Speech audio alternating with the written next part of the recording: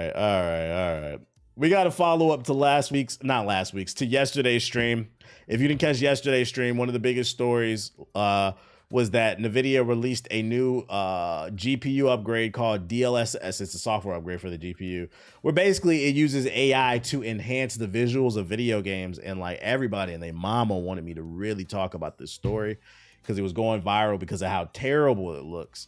And I said I didn't give a fuck. I didn't understand why this was such a big deal. It does look ugly. I agree with you, but I was like, it's optional. Just don't use the shit. Well, we have an update to that.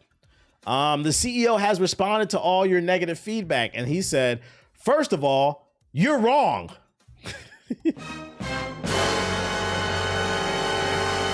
Nvidia just announced the DLSS 5, an upcoming iteration of its AI software suite for graphic cards at GDC 2026. However, there's been a significant backlash due to the changes it seems to make to a game's aesthetic, but Nvidia CEO Jensen Huang disagrees. At a press Q&A event at the GPU Technology Conference, Jensen Huang took a question from Tom's Hardware Paul Alcorn about the backlash to the, shout out to Tom, I've watched him, about the backlash to the technology, saying that, well, first of all, they're completely wrong. We're reiterating that control over the implementation remains with the game We're reiterating that control over the implementation remains with the game developers. Translation: it is just an extra tool. If the devs want to use it, they can, but they don't have to. It will not be in every game. DLSS 5 fuses controllability of the geometry and the textures and everything about the game with generative AI, the CEO said. It's not post-processing. It's not post-processing at the frame level. It's generative control at geometries level. So it's live producing these improved images, basically. And while that might be the case, much of the backlash seems to be over the aesthetic changes shown off in the trailer, rather than how the technology works. In that case, it's hard to suggest that people see with their eyes wrong. But according to Nvidia's CEO, well, it is. We still don't know what this technology will actually look like when it launches sometime this fall, but I suspect Nvidia will be looking for ways to show it off in a more flattering light in the as the year marches on. I've reached out to Nvidia for a comment on this, and I'll update the story if we hear back. In case you didn't see it, yes, I'm 17 or older. In case you didn't see what it looked like, this is what the new AI features look like. Shout out to Real Black Ninja with the super chat. Appreciate you. Appreciate you. That's what it's on. But my thing is, like, what I find fascinating is he's the CEO of Nvidia, and overwhelmingly this got negative backlash. People were like, we're not fucking with this shit. I'm not gonna lie, if my goal as a CEO is to do as less work as possible to maximize my profits, I low-key would be excited. Oh, y'all hate this shit? Okay, we'll just scrap it. We're just not gonna do it. Fuck it. But I think that's the fascinating thing about this story. He's like, you guys are wrong and we're still gonna do it. Like, I don't know, man. I don't fucking know. Like, I don't want to play a game that looks like that. That shit looks weird as fuck, bro. Leon was the only image that looked good. I don't even think Leon looked, it looked fine. The shit looks fine the way that it looks. Like, it's not necessary. Also, keep in mind, not only does it make the game look worse, but like, it's also more taxing on your hardware, because he said that when this is turned on, the GPU is actively working to change the way the game looks, bro. I found this funny. What is this shit? With the DLSS on, DLSS off, DLSS on. I've seen funnier ones in this, but this is fucking funny. So yeah, this is the best part about it. They turned into a bunch of memes and shit. Uncanny vibe type shit. So yeah, Nvidia CEO says you guys are wrong. You don't know anything about game development. You're all fucking idiots. AI is the future. He's gonna double. It doesn't matter how much you hate this. He's gonna double and triple down on this, because Nvidia is, I believe, the richest company in the world. And it's all due to AI, their investment in AI. So like, they're not gonna go to the board of directors and say, hey, we're not gonna do any more of this bullshit AI shit because it's made them so much money. They have to deliver. And this is running off 25090s. Yeah, turn that shit off. Keeping it in the realm of AI, Take-Two Interactive CEO calls AI's threat to games like GTA 6 laughable. Creating a hit requires human engagement and creativity. When Google unveiled a new look at the experimental Project Genie generative AI tool earlier this year, AAA game companies like Grand Theft Auto's publisher Take-Two Interactive saw their stock prices take a noticeable hit. After all, why would you need thousands of developers to make a big explorable world when Google promised that kind of interactivity could be generated with mere text prompts? But Take-Two's boss Strauss Zelnick doesn't sound worried about Project Genie or similar to generative AI projects in a new interview with the game business. I was kind of stunned by the market's reaction because the market's reaction was somehow seeing it as a threat to what we do, when it's quite obvious that creation tools are beneficial for our industry. Zelnick told the game business show host Christopher Dring in a new interview, "I think the bear case for big entertainment companies is somehow that AI tools will mean everyone could create this and doesn't stand to reason. These tools may help you create assets, but that won't help you create hits. That's actually a bar, hold up. There are loads of assets out there right now. Perfect example being Unreal Engine 5. You can download that right now and download a bunch of trees and shit and water. Doesn't mean you're going to make a great video game. It doesn't matter if you push a button to create an asset and it takes you 6 weeks. At the end of the day, you have an asset. And thousands of mobile games are launched every year, and there are only a handful of hits. That's a fact." Zelnick said that using tools to generate quality assets that might look like NBA 2K or EA Sports FC or Red Dead Redemption is possible with AI, but that creating a hit of the magnitude of those franchises is a completely different animal and does require human engagement and human creativity. An example I can give of this too is because he's not wrong. Like, these things can generate things that look similar to things that are popular, but it's missing the heart. If I can use Grand Theft Auto as an example, what makes Grand Theft Auto, I think, at least from a story standpoint, because you niggas be gangbanging on the internet, the original Grand Theft Auto, the story element, what makes it is a satirical take on society. AI cannot generate that. The reason being is because AI is based off of data that it's fed. But if society is constantly evolving with new ways that we speak to one another, new dance trends, new ways to, I don't know, crack jokes, whatever. We as humans are constantly creating new things. The only way you can implement that into the game is you, a person, have to know of that. But the AI can't do that because the data's not there. You can use AI, but it doesn't guarantee you a hit. That's what he's saying, basically. So yeah, I agree with him. That's why I said that, like, I'll give you an example. I've tried the AI voice cloning shit before. That shit is like, it's impressive to some degree, but the problem that I've noticed with it is when I clone my voice, it doesn't get the comedic timing down correctly. It sounds like me, but it doesn't sound like me. What up, McKay? How you doing? It sounds like me, but it doesn't sound like me. It doesn't sound the way that I pause. It doesn't, dang, you in the database? I had to break it to you, nigga. We all in the database. They got your social security, nigga. Yeah, the delivery is off. I know when I write that script, I was going to add extra inflection in my voice to deliver that joke. But the AI doesn't do that. So it doesn't fucking work, man. It doesn't fucking work. It's only good for Twitter clips. And then they'll post something on Twitter and they'll say, look, game development is dead. It'd be like, no, it's not, bro. Yeah, the mannerisms and the cadence, it can't copy that shit, bro.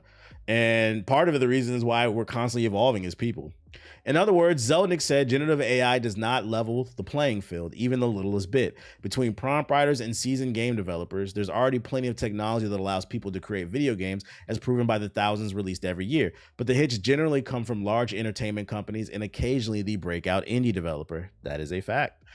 I've been said, y'all be glazing these. Ethos said it on the podcast. He was like, a lot of times people only use indie developers to push an agenda against AAA games, but I've always said there's just as many shit ass indie games as there are AAA, but you guys love those indie games more because they're made in a garage by a nigga who doesn't wash their ass and 2 other people. Still a boring Doom clone. I blame Matt Booty. The notion that somehow new tools would allow an individual to push a button and generate a hit, market a hit, and bring it to millions of consumers around the world, it's a laughable notion, Zelnick said. It just never has been the case with entertainment.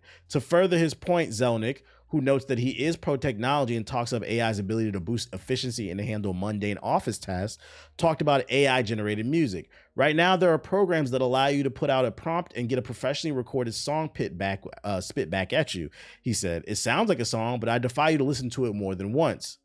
That's facts. Like, how many of you are actually listening to AI music? I'm sure you've heard an AI song. It's like, damn, that sounds like a real person, but is it on your playlist? No, because there's no heart in that shit, bro. Take-Two Interactive plans to publish Rockstar's GTA 6 in November. No doubt we'll get some commentary on generative AI in the highly anticipated game as well. He said, get that shit the fuck out of here. I agree with what he's saying. Man. Those UE asset flips were rampant 10 years ago. Yeah, that's funny because that's not AI generated. You can just download the assets, right? And there's so many games that have came out, those Unreal Engine 5 asset flips, that people hate. They hate that shit. And these people who sit on these prompters all day think they're about to make the next GTA by typing in, hey, make me Grand Theft Auto in fucking Detroit.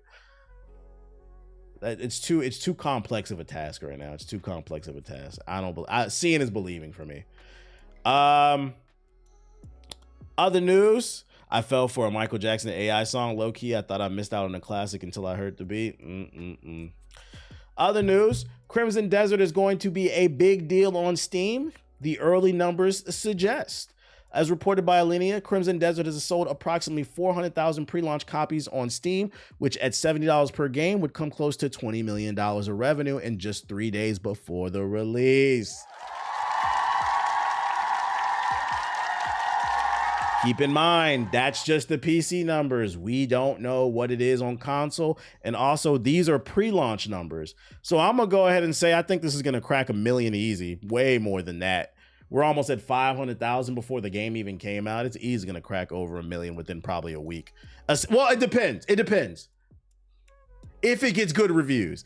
I honestly don't know how these reviews are going to go.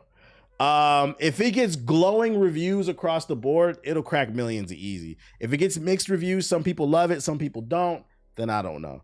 But I'm leaning towards I think it's gonna get good reviews. First game on pre-order for my PS5 Pro type shit. I need to wait and see how it runs on PC. Well, I can't answer that for you, but what I can answer is we now finally have footage of the PS5 version. They stopped hiding that shit. They released it at like 3 in Japan on the PlayStation Japan account. I'm not gonna play all this shit, but apparently it runs fine. The internet had their panties in a bunch. It doesn't look as good as the PS5 Pro or the PC version, but they optimize it. It still looks good. Looks like it's running well. I might add this to my list, but I really need to beat some of my other recent. I'm gonna tell you this right now, as somebody who's played it and has it, the full version. If you have a backlog of games that you want to complete, do not buy this game. I'm going ahead and let you know that right now. Like I said, this might be one of the longest games to ever be released. Have you seen people wanting Crimson Desert to come out so the game can expose the real gamers? I don't even know what that means. I guess.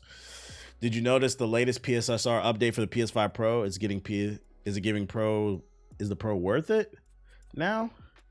If you care about those little things, that stuff is only worth it if you have the monitor that can do 4K, 120 frames. If you don't have that, if you're still on the 1080p, 1440, 720p monitor, then nah, it's not worth it. But if you have that monitor and you have the extra money and you care about that, yeah, it's worth it probably. This game about to be 200 plus hours? I think so.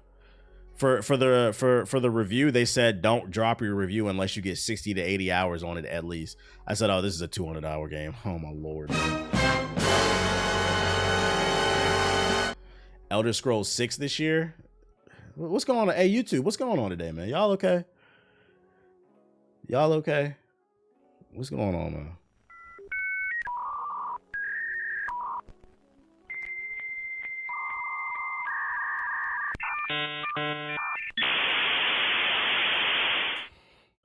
I'm gonna drop I'm gonna drop the link in the chat if you want to check out more of the PS5 footage. I'm not gonna play this whole thing. These open world games is turning me into a charcuterie board gamer. I can't complete fast enough. Keep in mind, guys, also, unless you're a content creator, there is no need to play all of these games day one. I'd actually argue you shouldn't. You should just wait, beat your games at your own pace, avoid spoilers, and just wait for a Steam sale or something like that, because you don't make any money off of this. You just don't want to be left out of the conversation. I'm here to let you know that's part of being a responsible adult. It is what it is. Yeah, be smart with your money. Other news, Arc Raiders is in a bit of hot water. The critical darling Arc Raiders Studio splits with its co-founder over unsustainable situation involving streamer allegations. Arc Raiders developer Embark Studios has mutually agreed to part ways with co-founder and chief content officer Rob Runnison, according to an IGN report, following allegations of sexual misconduct with a streamer. Oh my lord. That man had one popping game and lost his fucking mind. Embark said its investigation did not substantiate the claim, but the decision to part ways was made because the situation had proven unsustainable. Translation: they didn't find any definitive evidence to charge him with anything, but they don't like the way this is making the company look, and it might come back to bite them in the ass, so they're just gonna nip it in the bud and get rid of him altogether. The allegations against Runnison was initially shared anonymously by someone who claimed to have spoken to a popular female streamer of the finals, who alleged made statements about being in a romantic and sexual relationship with Runnison that they could not escape because of their reliance on Runnison for stream promotions. These allegations were eventually made public by streamer Belize, and they were also shared on the finals subreddit. Is this the person that was accusing them? Or this is just the person who clipped the shit. The final streamer who made the initial statements about Runnison told IGN that a number of these allegations cited were either out of the context or misleading. Despite that, Embark and Runnison decided that it would be best to part ways. This is nasty work. Listen, I know this is probably not politically correct to say this, and I just want to be clear. Him doing whatever that they're accusing him of doing to this woman is not appropriate. That shit is whack. But I do also think it's crazy to put yourself in a situation like this, to even orbit this type of situation over the finals. That's fucking crazy to me.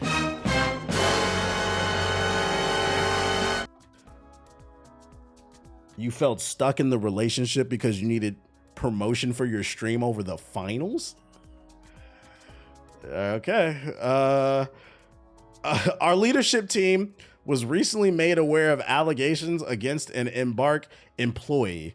We take these matters seriously, and as part of our process for addressing any type of allegations, we immediately hired a law firm to conduct an external investigation. The investigation did not substantiate the allegations, but we found the situation unsustainable and mutually agreed to part ways. Basically, they were saying, we didn't find any definitive evidence, but we found enough to where you look a little sus and we just don't even want to be near you, bro. The split with Runnison comes a month after Embark suspended its outbound esports efforts for the finals following multiple complaints about player misconduct. Embark said the suspension gave us the space to evaluate and review the system in its entirety and determine the best way forward. This is a crazy story. I don't have any comment. This is crazy. Is the finals popping like that, yo? Is the finals popping like that? In other news, Take-Two's CEO can't imagine an adult who will skip GTA. They feeling themselves. In a recent interview, Take-Two's CEO Strauss Zelnick revealed that he has absolute faith in GTA 6 and isn't worried about players who are new to the franchise being unwilling to engage with it. In fact, he says he can't think of any reason a grown-ass motherfucking adult with a fucking console wouldn't purchase their fucking game. I think we're going to have a lot of 17-year-olds playing GTA 6. I don't think there's any risk of them being like, oh, I didn't play GTA 5 or 4 or 3 or 2 or 1. I'm not showing up for 6. To the contrary, I think we'll be able to engage every appropriate individual in GTA 6. GTA 6 will almost certainly be rated M for mature by the ESRB, so the 17 and up age group is Take-Two's target demographic, and Zelnick says the game will have no problem cornering that market. In fact, he can't imagine a world where an adult with access to a console wouldn't want to play GTA 6. By the way, Zelnick said, making direct eye contact with his webcam, if you have a console and you're over 17, just explain to me how it is that you've decided, no GTA 6, I'm not interested. You know, I respect the confidence, and I do believe there's a certain level of truth here. I do think that most gamers will be playing GTA 6. And when I say most, I mean casual and hardcore. But to say that you don't think any able-bodied adult will not be playing GTA 6 is crazy. I can think of a few. I don't think my parents is going to play. My parents have not picked up a video game controller since the original NES with fucking Mario on it. That's what got me addicted to games. I'm pretty sure my retired parents in Alabama are not going to give a fuck, bro. And I'm pretty sure some of y'all parents, some of your aunties, your uncles, there are people out there that don't give a fuck about video games, bro. Like, what are you talking about? I feel like if you played one GTA, you played them all. I agree, but don't let them niggas hear that shit. It's the second coming of Jesus to them. Let's be honest, GTA has been the same for a minute now. I will gladly wait for a sale. Oh yeah, I said I'm not buying it if this shit is $100. Absolutely not, just for the principle. Low-key wanted GTA 6 to be in a new city. I think that would have got me more excited for GTA if it was in a new city, but I'm like, I don't know why they keep going back to the same fucking cities, bro. Just that new atmosphere, I think, would bring a new energy to it, but we'll see. We'll see. All I can say is he's confident that he is going to generate billions upon billions upon billions upon billions. Shit, I just bought RE9. Same 3 cities for real. I'm not coming to PC off rip anyways, assuming they do it just like the 5. GTA NOLA. There's a GTA NOLA. It's what's that joint? Mafia 3. Mafia 3. That was in New Orleans. I like the city of New Orleans in Mafia 3. Plenty of adults don't game at all. Tight shit. Capcom CEO believes PC will be the world's leading gaming platform.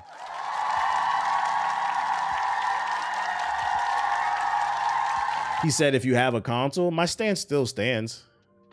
My parents have a console in the house. They have an Xbox Series S. I think somebody like gave to them. They're not going to play GTA. I still stand on that. I still stand on that shit, bro. They're not going to play that game. They don't even play that fucking Xbox. What was I about to say? The reason I wanted to bring this up is apparently, I guess during the was the earnings report, the CEO said this.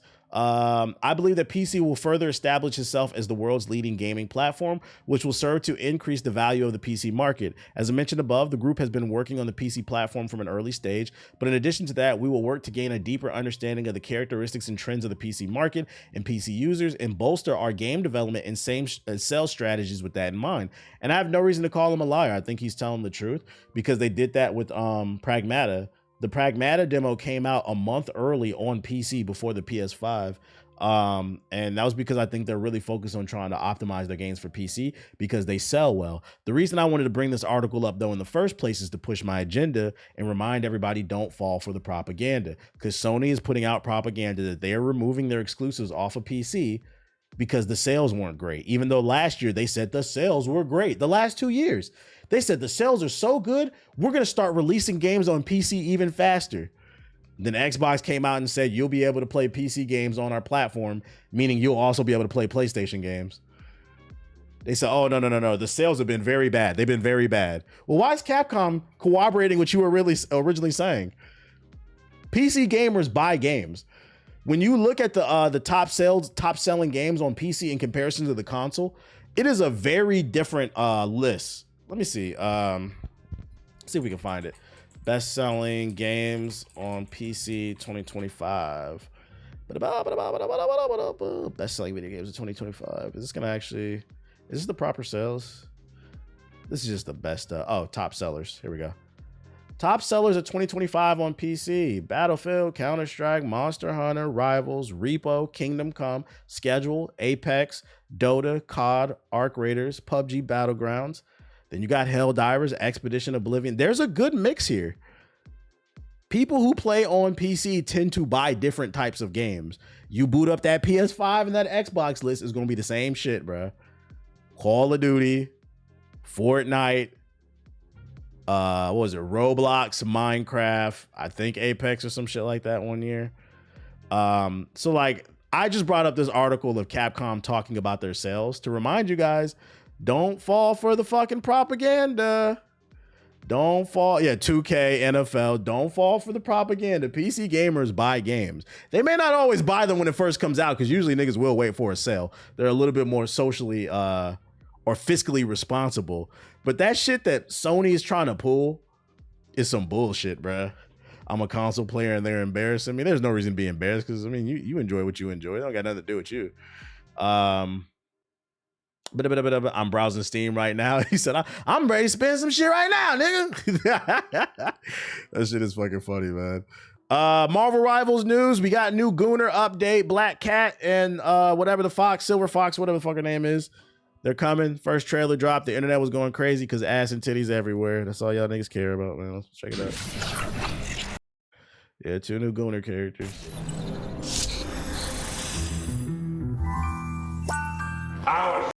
How is Rivals and Apex considered top selling? Shout out to John with the super chat. I think it's based off the microtransactions, the money that it generates.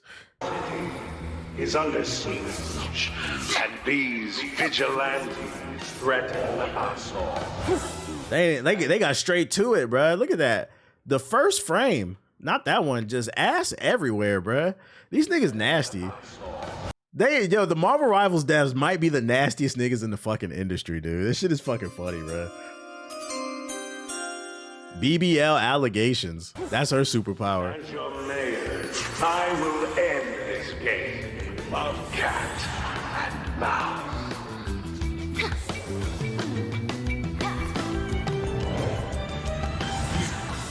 Have I seen the DLSS 5 stuff? Nah, tell me more about it. What the mayor ordered. Like, how I'm trying to figure out how she moving like this, bruh. Just ass for days, running stairs like it's nothing, like a track and field athlete, jumping all over the place, like fucking Batman and Spider-Man and shit. Her ass weigh 50 pounds and her titties weigh another 50. Like, how's she moving like that? That's what I'm trying to figure out. The city's in crisis. It's the nanotech. How unexpected. This shit is crazy. Miscalculated. It's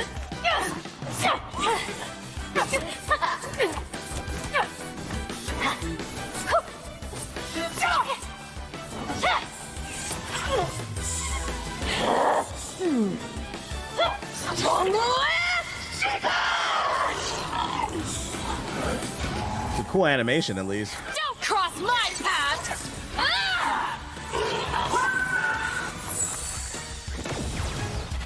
So they are confirmed. It's no longer leaked characters. They are confirmed. Season 7. This is the part of the stream where I say, hey, chat, y'all think I'm going to come back? Like, y'all think I'm going to come back for season 7? Then I'm going to lie and say I am, and I'm not. Fucking bullshit. What? Yeah, we going to play this shit off stream. I'm going to play this off stream, man. I just share it so y'all are aware. Up off stream. Is this shit locked? There we go. You know, it's very rude when I'm doing the stream for you to pull my arm over to you. Do you need a hug? You need a hug? That's rude, dude. I don't know if y'all saw that. He pulled my arm over and said, pet me, nigga. That's very aggressive. You're okay, dude. You're okay. You say he did? He needs you, gang? You're okay. You're a big boy. You're 21 years old. Let everybody know you're 3. And you about to be 4, too. That's the crazy part. You about to be 4 years old. You're a big kid. Back up. He said, love me now, human.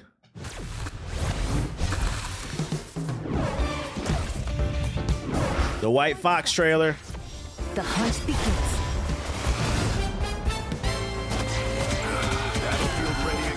Very classy lady. Never miss. The music is fire. It fits the classy fit.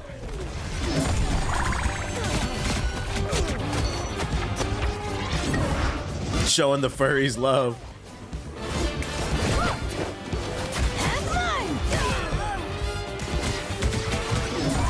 So she got projectiles and she got hands. Come with me. So she can call the ISO. Some people have been suspecting Black Cat might be a tank because it says she's 7 foot. Y'all think that's gonna happen?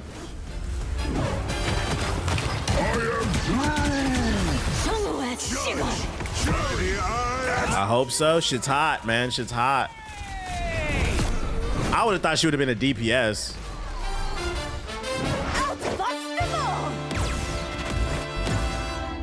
She outfoxed them all. I'm sorry, Black Cat is a what? I'm being for real. There was an image when they first announced her. Was he Black Cat Marvel Rivals 7 foot? Let's see. It's not 7 foot. Whatever. They were saying because in the trailer, like when she's standing next to the silhouette, it shows up as 7 foot right there. So people are like, is she gonna be a fucking tank, bro? To be fair though, Marvel Rivals is based on Elseworld content, so none of it is canon. But so like, because some people are like, how could it be? You gotta keep in mind, this is not the mainline one. None of the characters are the mainline Marvel characters. That's what allows them to have flexibility with the character. So she could end up being 7 foot in a tank. It could be some alternate version of her, basically. As long as it looks like Black Cat, that's kind of the only thing that matters. But she's never been that tall though. Like I said, Elseworld shit. It could be a variant. The Amazon Black Cat, man. Let's talk about a real game. Ladies and gentlemen, Starfield is coming to the PS5 on April 7th.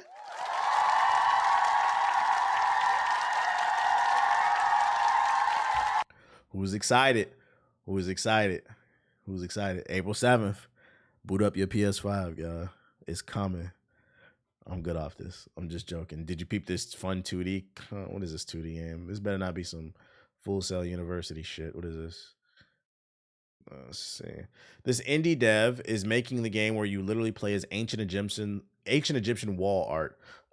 Switch between 3D archaeologists and a living 2D art, solving puzzles that fight back, progress by mastering both worlds. It's called Fresco. All right.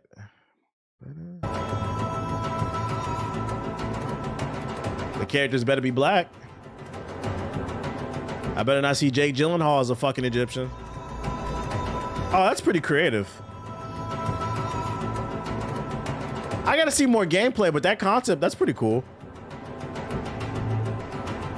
We got platforming hieroglyphics before GTA 6. I like that. That's pretty cool. That's unique. I would need to see more gameplay, but just the first impression, that's a cool idea. That's interesting, can't lie.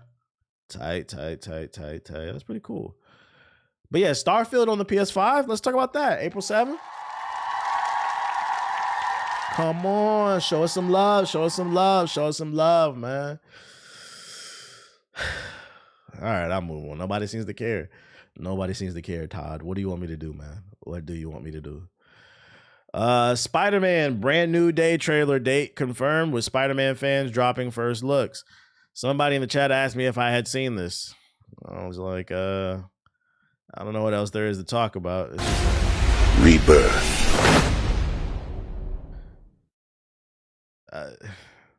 Matter of fact, who was the nigga that asked me earlier in the chat, have I seen the new Spider-Man trailer? That was the trailer right there. What do y'all want to talk about?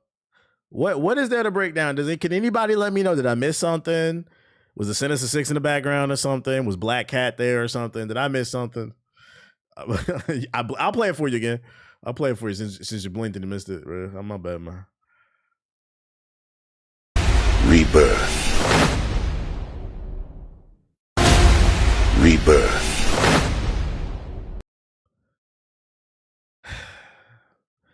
The full trailer, I guess, is supposed to drop tomorrow, March 18th. Yeah, we need a 30-minute fucking explanation of this shit, man. What's this? Is this more Spider-Man? Robert Kirkman explains why they've added new storylines into Invincible Season 4 that are not from the comic books. To have new storylines kind of brings that new sense of discovery and a sense of surprise. Oh, so they added filler that's not in the comic books, basically. Let me see. What's the reasoning behind the decision to add more storylines to the series that haven't been present in the comic books? You know, it just seems like a cool opportunity. I mean, it's not like we are, at a loss for material. He's basically writing what he wanted to change. Things in the comic book to keep packing these seasons. It just seemed like a great opportunity this season to bring something new to the show. There's a lot of fans out there that are reading the comic books, and I'm very thankful for that. It leads to, people having a pretty good sense of what they're going to be getting from the show, which, you know, can be a good thing, but, you know, can also like kind of rob viewers of experiencing what a comic book reader originally experienced back when the series was originally coming out. And so to have new elements and new things and new storylines kind of brings that sense of discovery and that sense of surprise to the show in a really cool way. Yeah, it gives the readers a new reason to watch too, because there's bonus content. They just got to stick that landing whatever they change. I didn't read the original storyline, so I don't really care. As long as the show is good, that's all I care about. And speaking of Invincible, it just reminded me I got something in the mail today.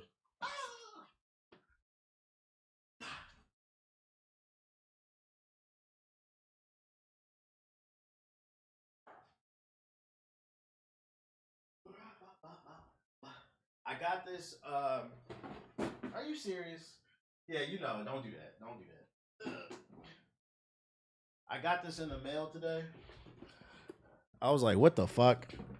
Because I didn't order anything.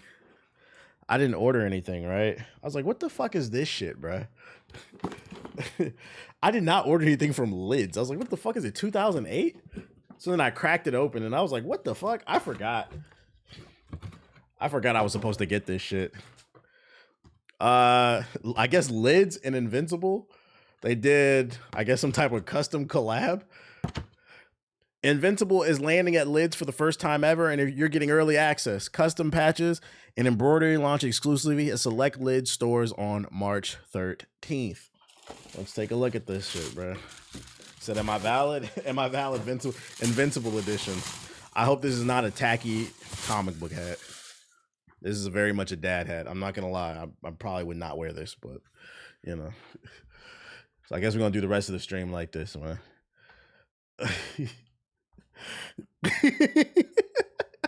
The fit. He said, nice. Shout out to the Invincible Lids team for sending me. He said, the Invincible Hokage. We could do the stream. We could do the rest of the stream like this, bro. He said, it's not bad. It's not bad. Rock this shit, bro. Hold up, bro. Put this shit on, bro. I'm now invincible, man. I'm invincible with the Naruto t-shirt on. You said an emote? Come on, actually put it on. I got that shit on, bro. We might as well play the fucking music too, man. You said it's a nice hat. I could, like, imagine wearing this on the street. They're gonna be like, why does that Negro think he's invincible? That black man thinks he's invincible. I'll show him, bro. Let's see, invincible things. Oh, let's see. Here we go. Boom. Now we can set the mood with this shit.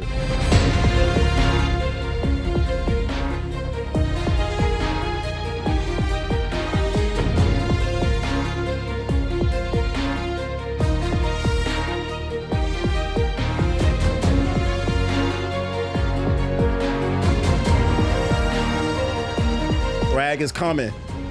That nigga Thrag is coming with the fade. I might deadass wear this for the rest of the stream for shits and giggles, bro. Said aura forming the fuck out of this. Hey, I gotta make content out of it. I was so perplexed. Cause you ever order something and you'd be like, what the fuck? But I didn't order anything. I was like, why the fuck did I get a notification I got mail? What the hell? I forgot. My agent told me they reached out and they just wanted to send something. I forgot they sent the shit. I was like, oh, whatever. Shout out to the Invincible team. I'm not gonna lie, that was not planned. That was actually just perfect timing. We were talking about Invincible. That was perfect timing.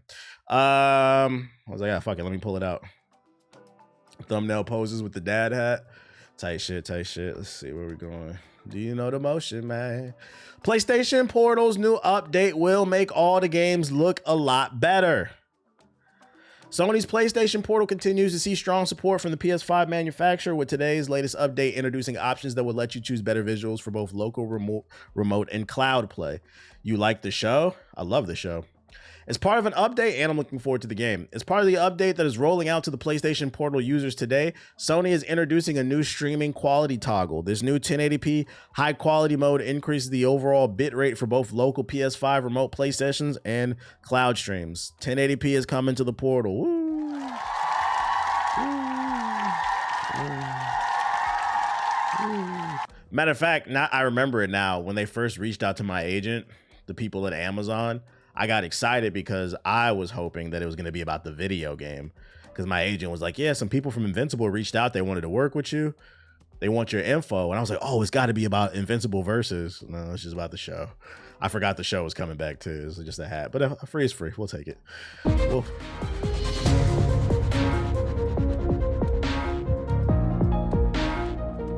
Let's get on the game.